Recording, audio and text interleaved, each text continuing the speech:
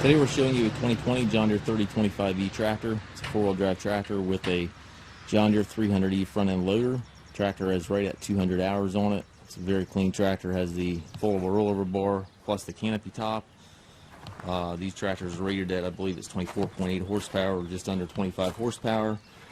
Does not have any diesel particulate filter, nothing like that on this tractor, just straight engine and muffler, no exhaust filter of any kind. Joystick here to operate your loader. Has a hydrostatic transmission, forward and reverse pedals right down here on the floor. High-low range to the left of the seat there. Has the R4 tires. Top link and drawbar are with this tractor.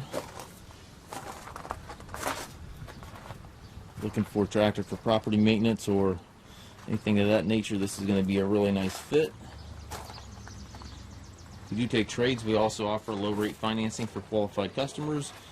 We have approximately 150 used tractors on our yard. If you have any questions regarding this tractor or any of our other used machines, please contact us at maskedtractor.com.